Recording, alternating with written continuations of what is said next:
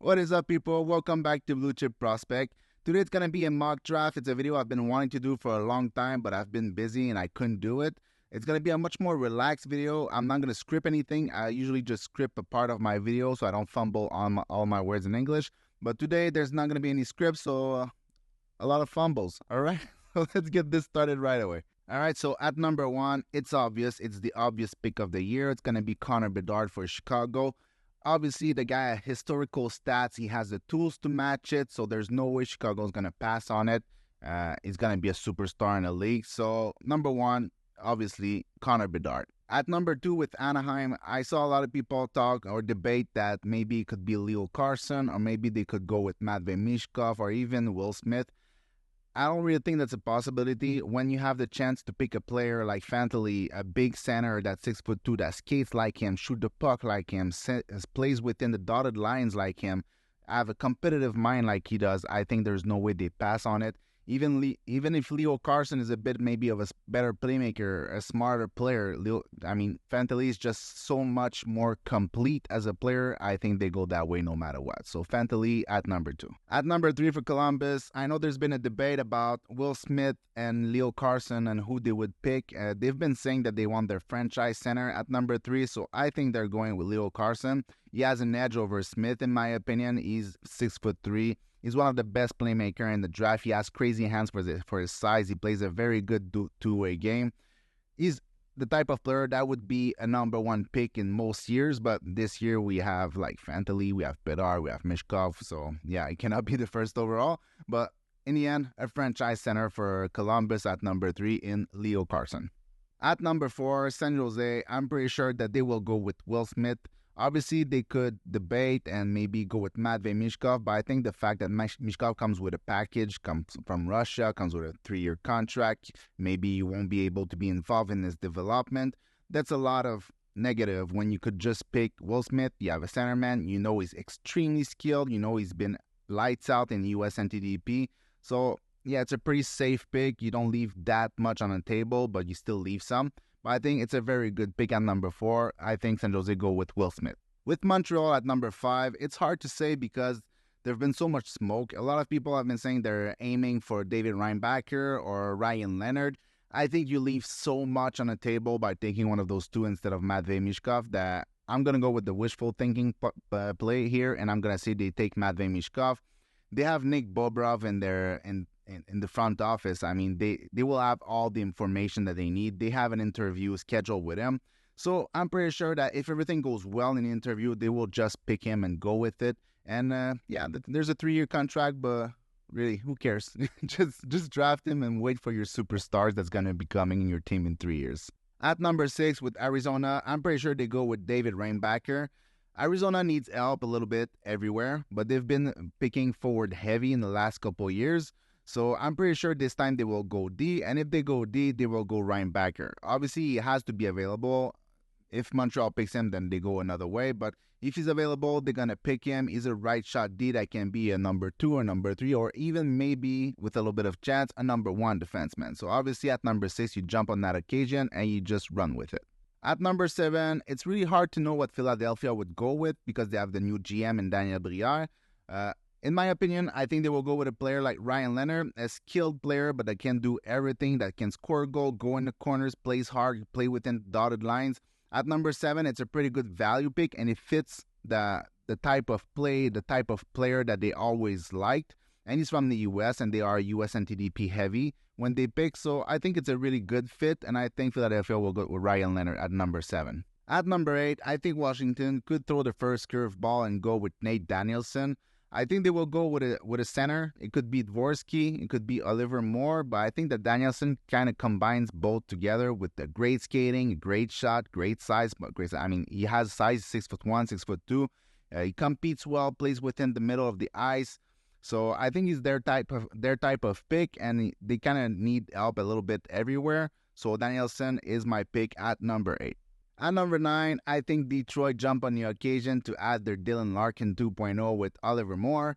Obviously, they could go a different way, but they already have not a lot of these, but they have good Ds like on their team and in the pool with Moritz Seider and Ed Vincent in their prospect pool. So I think that if you can double down on speed and have a guy like Oliver Moore who competes well, shoots the puck hard, plays well everywhere on the ice, comes from the US NTDP, good development path, I think is a very good choice for them at number 9, and I think they go with Oliver Moore. At number 10, St. Louis Blues, I'm pretty sure they're going to go with a defender. I debated both Tom Willander or Dmitry Simashev here. I ended up with Simashev because the potential is higher, the ceiling is higher, and the guy is just bigger, more physical. He has more of the tools to an elite NHL defender. Like Tom Willander could end up a good top 4 defender, but I don't think he has a chance to be a first line, a top number 1 defender. Simashev has that ceiling. So I think at number 10, they swing for it, they take the risk, and they just go with Dmitry Simashev. At number 11, I think the Vancouver will also go with a defenseman. I think they're going to pick whoever is left of Reinbacher, Simashev, or Tom Willander. They could also go with somebody like Axel Sandin-Pellikka, but I'm not so sure about that one. But in the end, if they pick somebody like Tom Willander, you know you're getting a defenseman that's 6'1", 6'2", right shot D that can skate like the wind, play a physical game. He didn't have the best offensive numbers in the J20 in Sweden, but he did have a very good U18. So in the end, I think he's a good pick and a good chance to be a top 4 defenseman in the NHL. At number 12, Arizona, after picking Reinbacher at number 6, I think they will go with another offensive player. And if Dalibor Dvorsky is still available at number 12, which I don't know why it's still there on my board, but it is what it is, I think they will pick Dvorsky there. A guy that can shoot the puck like he does, that has the hands that he has, that plays the center, that is a big guy. I think that's a home run pick at number 12, a guy that can play in your top 6 in the future. So yeah, I think there's just no debate there. They're going to pick number 12, Dalibor Dvorsky. At number 13, it's pretty hard to know what the Buffalo Sabres will do because they are so stacked everywhere in the pipeline. So, but I think they go D, and if they go D, they will probably go right D. So what is left is Axel Sandin-Pellikka or Oliver Bong, but I don't think Oliver Bong will go number 13. That's way too high.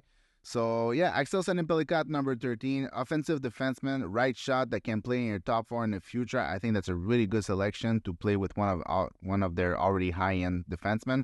So yeah, number 13, Axel Sandin-Pellikka. At number 14, I think that Pittsburgh will jump on the occasion to draft somebody like Matthew Wood to inject some skills, some size, and some youth into their lineup, or more likely their pipeline, not their lineup. Obviously, the guy has some flaws with the skating and stuff, but the shot is just so good. The hands and tight are just so good. You pair that guy with a good playmaker, and he's going to score goals all day long. So I think it's a really good selection for Pittsburgh at number 14, who needs help a little bit everywhere, like actually everywhere. So yeah, Matthew Wood, good selection. At number 15, I think that if he's still on the board, Nashville will take Zach Benson. Obviously, he's not the favorite type of player of every GM. A small winger, 5'9", 5'10", that doesn't skate like the wind, aren't that popular in the top 15, top 10 pick. So yeah, if Nashville can grab him at number 15, they're going to get one of the best playmaker in the draft. They're going to get the most competitive player in the draft and one of the best two-way forward in the draft. So that's a lot of skills and a lot of talent at number 15. If that can happen, fans are going to be crying of joy. So yeah, let's hope it happens. All right. Zach Benson, number 15.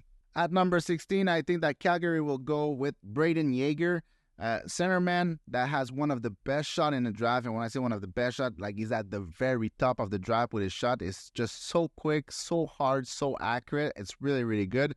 Like I said, plays center position. He's a very competitive player. He's just not the biggest player. So not sure if he's going to stick at center or if he's going to move to the wing. But nonetheless, at number 16, getting a player of that type of skills is still very, very good value. So I think that Calgary jump on the occasion to get a guy like Brendan Yeager at number 16. At number 17, I think that Detroit will go with Samuel Honzek. After adding a ton of speed and a shot in the top 10 with Oliver Moore, I think that if they have somebody like Samuel Honzek on the board at 17 and they can add that kind of size and that kind of skills and production at 17, they will do it for sure. They could go with a D there, but I think that, like I said, if Samuel Honzek is there at 17, they're just going to run with it. They're going to take him, and that's it. So 17, Samuel Honzek for Detroit. At number 18, I think that Winnipeg will go with Oliver Bonk.